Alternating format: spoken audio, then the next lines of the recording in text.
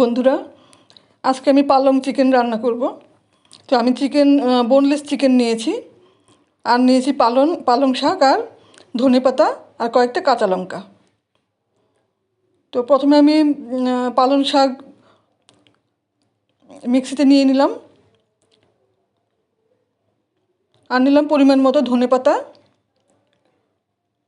আর কাঁচা লঙ্কা। ঝালটা নিজেদের স্বাদ মতো দেবে। আমি পেস্ট করে নেব।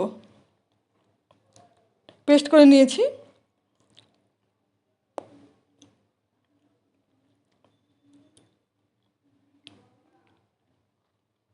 এবার আমি চিকেনটা মাখিয়ে নেব। আমি দিয়ে দিব পরিমাণ মতো হলুদ গুঁড়ো, পরিমাণ মতো নুন, আর কিছুটা লেবুর রস দিয়ে দেব। এবার মাখিয়ে নেব।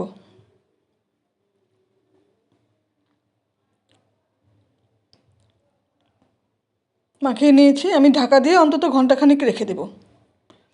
এবার তেল গরম করে আমি ফোড়নে দিয়ে দেব তেজপাতা আর গোটা জিরে।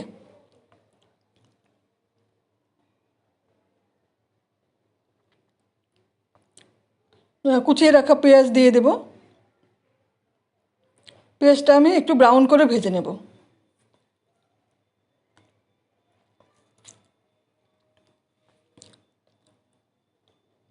এবার দিয়ে দেব পরিমাণ মতো রসুন বাটা আর আদা বাটা। কিছুক্ষণ ভেজে নেব, আদা রসুনের কাঁচা গন্ধটা যাতে না থাকে। ভেজে নিয়েছি, তারপর দিয়ে দিলাম মেখে রাখা চিকেন।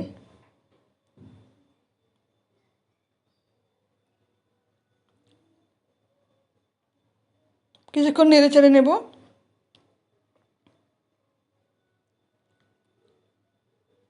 দিয়ে দেব কিছুটা শুকনো লঙ্কার গুঁড়ো,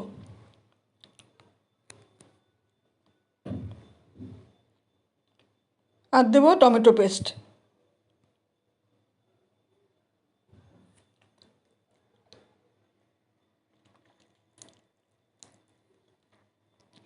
কিছুক্ষণ ঢাকা দিয়ে রান্না করব, তাহলে সেদ্ধ হয়ে যাবে মাংস তাড়াতাড়ি।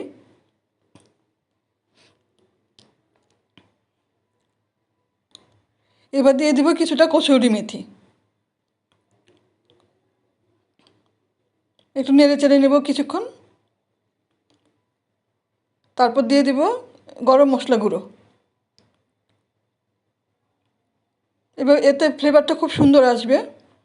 আমি ঢাকা দিয়ে আবার রান্না করব সেদ্ধ হওয়ার জন্য। মাংস প্রায় সেদ্ধ হয়ে গেছে, আমার কষানোও হয়ে গেছে ভালো করে। এবার আমি পেস্ট করে রাখা ধনেপাতা, পালং আর কাঁচা লঙ্কা দিয়ে দিলাম।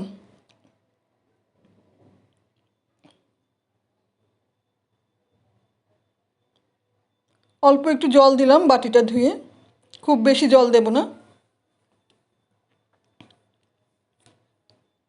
এবার আমি আবার খানিকক্ষণ ঢাকা দিয়ে রান্না করব। হয়ে এসছে মাংস, খুব ভালো সেদ্ধ হয়ে গেছে।